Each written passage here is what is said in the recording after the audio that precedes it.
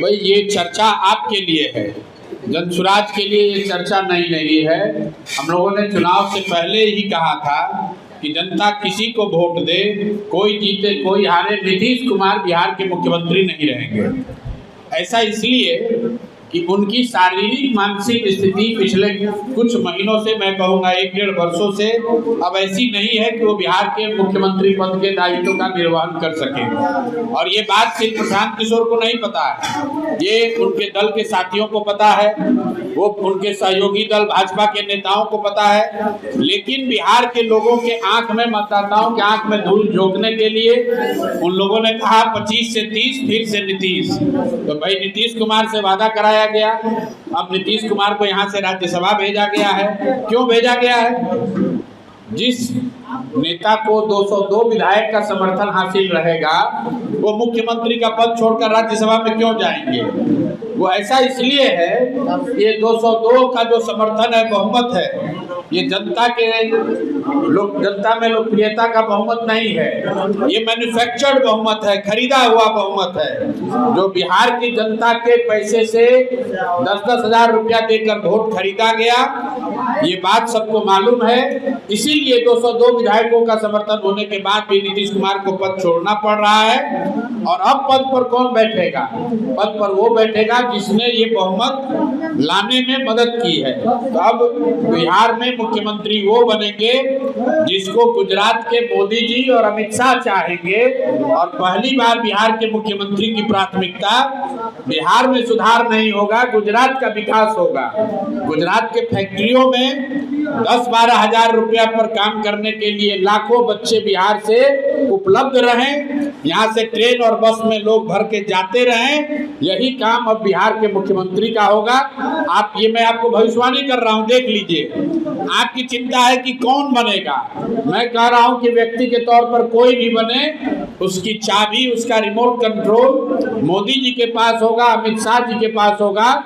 और उनकी चिंता ये है कि गुजरात में जो फैक्ट्री चल रही है, गुजरात में जो लेबर चाहिए, मजदूर चाहिए, वो बिहार से, कोसी से, सहरसा से, मधेपुरा से लोग ट्रेन में, बस में भर के जाते रहें, ताकि गुजरात के लोग फैक्ट्रियों के मालिक रहेंगे और उन फैक्ट्रियों में मजदूरी का काम बिहार के लोग करेंगे। आप आने वाले समय में देखिएगा। दूसरी भविष्यवाणी कर देता हूं कि चाहे कोई भी मुख्यमंत्री बने, बिहार में भ्रष्टाचार कम नहीं होगा, शिक्षा में कोई सुधार नहीं होगा, यहाँ से पलायन बंद नहीं होगा, किसी को रोजगार नहीं मिलेगा।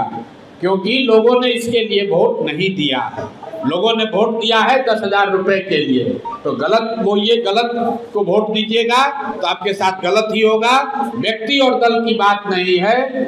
अगर आपने 10 हज़ार रुपया में अपना वोट बेचा है तो आप ईमानदार सरकार की अपेक्षा मत रखिए। आपने 10 हज़ार रुपया के लालच में वोट दिया है तो जो वोट खरीद के गया अब वो चोरी करेगा, आपके बच्चों का हक मारेगा और अब आप कुछ नहीं कर सकते हैं। ये बिहार की नियति है। जनसुराज के तौर पर हम लोग इतना ही कर सकते हैं कि जनता के साथ कोई बहुत बड़ा अन्याय हो जाए, आप भगवान न करे कोई दुर्घटना हो जाए, आपके साथ कोई परेशानी आ जाए, तो निश्चित तौर पर जनसुराज के लोग आपके साथ खड़े रहेंगे, आपकी आवाज़ बनेंगे, आपकी मदद करने की कोशिश करेंगे।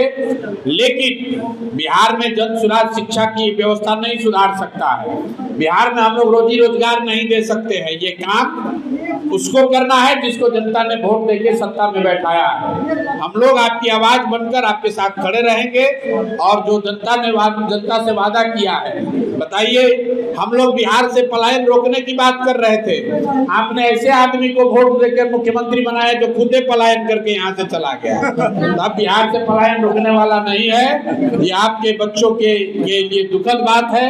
लेकिन जिन महिलाओं ने 10 हज़ार रुपया लेकर वोट दिया, अब वो चिंता करें कि उनके बच्चों का चेहरा, उनके पति का चेहरा अब छठ के छठ ही देखने को मिलेगा।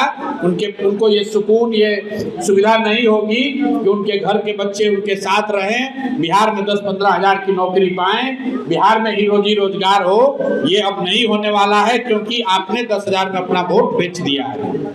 14 अप्रैल को मुख्यमंत्री नीतीश कुमार इस्तीफा देने वाले हैं। नई सरकार का गठन होने की चर्चा तेज हो गई है, क्या कहेंगे? भाई ये चर्चा आपके लिए है, जनसुराज के लिए ये चर्चा नई नहीं है। हम लोगों ने चुनाव से पहले ही कहा था कि जनता किसी को वोट दे, कोई जीते कोई हारे, नीतीश कुमार बिहार के मुख्यमंत्री नहीं रहेंगे। ऐसा इसलिए कि उनकी शारीरिक मानसिक स्थिति पिछले कुछ महीनों से, मैं कहूँगा 1-1.5 वर्षों से अब ऐसी नहीं है कि वो बिहार के मुख्यमंत्री पद के दायित्व का निर्वहन कर सके। और ये बात सिर्फ प्रशांत किशोर को नहीं पता है, ये उनके दल के साथियों को पता है, वो उनके सहयोगी दल भाजपा के नेताओं को पता है। लेकिन बिहार के लोगों के आंख में, मतदाताओं के आंख में धूल झोंकने के लिए उन लोगों ने कहा 25 से 30, फिर से नीतीश। तो भाई नीतीश कुमार से वादा कराया गया, अब नीतीश कुमार को यहाँ से राज्यसभा भेजा गया है। क्यों भेजा गया है? जिस नेता को 202 विधायक का समर्थन हासिल रहेगा वो मुख्यमंत्री का पद छोड़कर राज्यसभा में क्यों जाएंगे? वो ऐसा इसलिए है, ये 202 का जो समर्थन है, बहुमत है, ये जनता में लोकप्रियता का बहुमत नहीं है, ये मैन्युफैक्चर्ड बहुमत है, खरीदा हुआ बहुमत है, जो बिहार की जनता के पैसे से 10-10 हजार रुपया देकर वोट खरीदा गया। ये बात सबको मालूम है। इसीलिए 202 विधायकों का समर्थन होने के बाद भी नीतीश कुमार को पद छोड़ना पड़ रहा है। और अब पद पर कौन बैठेगा? पद पर वो बैठेगा जिसने ये बहुमत लाने में मदद की है। तो अब बिहार में मुख्यमंत्री वो बनेंगे जिसको गुजरात के मोदी जी और अमित शाह चाहेंगे। और पहली बार बिहार के मुख्यमंत्री की प्राथमिकता बिहार में सुधार नहीं होगा, गुजरात का विकास होगा। गुजरात के फैक्ट्रियों में 10-12 हजार रुपया पर काम करने के लिए लाखों बच्चे बिहार से उपलब्ध रहें, यहाँ से ट्रेन और बस में लोग भर के जाते रहें। यही काम अब बिहार के मुख्यमंत्री का होगा। मैं आपको भविष्यवाणी कर रहा हूँ, देख लीजिए। आपकी चिंता है कि कौन बनेगा, मैं कह रहा हूँ कि व्यक्ति के तौर पर कोई भी बने, उसकी चाबी, उसका रिमोट कंट्रोल मोदी जी के पास होगा, अमित शाह जी के पास होगा। और उनकी चिंता ये है कि गुजरात में जो फैक्ट्री चल रही है, गुजरात में जो लेबर चाहिए, मजदूर चाहिए, वो बिहार से, कोसी से, सहरसा से, मधेपुरा से लोग ट्रेन में, बस में भर के जाते रहें, ताकि गुजरात के लोग फैक्ट्रियों के मालिक रहेंगे और उन फैक्ट्रियों में मजदूरी का काम बिहार के लोग करेंगे। आप आने वाले समय में देखिएगा। दूसरी भविष्यवाणी कर देता हूं कि चाहे कोई भी मुख्यमंत्री बने, बिहार में भ्रष्टाचार कम नहीं होगा, शिक्षा में कोई सुधार नहीं होगा, यहाँ से पलायन बंद नहीं होगा, किसी को रोजगार नहीं मिलेगा, क्योंकि लोगों ने इसके लिए वोट नहीं दिया है। लोगों ने वोट दिया है 10 हजार रुपए के लिए। तो गलत बोलिए, गलत को वोट दीजिएगा तो आपके साथ गलत ही होगा। व्यक्ति और दल की बात नहीं है। अगर आपने 10 हजार रुपया में अपना वोट बेचा है तो आप ईमानदार सरकार की अपेक्षा मत रखिए। आपने 10 हजार रुपया के लालच में वोट दिया है तो जो वोट खरीद के गया अब वो चोरी करेगा, आपके बच्चों का हक मारेगा और अब आप कुछ नहीं कर सकते हैं। ये बिहार की नियति है। जनसुराज के तौर पर हम लोग इतना ही कर सकते हैं कि जनता के साथ कोई बहुत बड़ा अन्याय हो जाए, आप भगवान न करे कोई दुर्घटना हो जाए, आपके साथ कोई परेशानी आ जाए, तो निश्चित तौर पर जनसुराज के लोग आपके साथ खड़े रहेंगे, आपकी आवाज़ बनेंगे, आपकी मदद करने की कोशिश करेंगे। लेकिन बिहार में जनसुराज शिक्षा की व्यवस्था नहीं सुधार सकता है।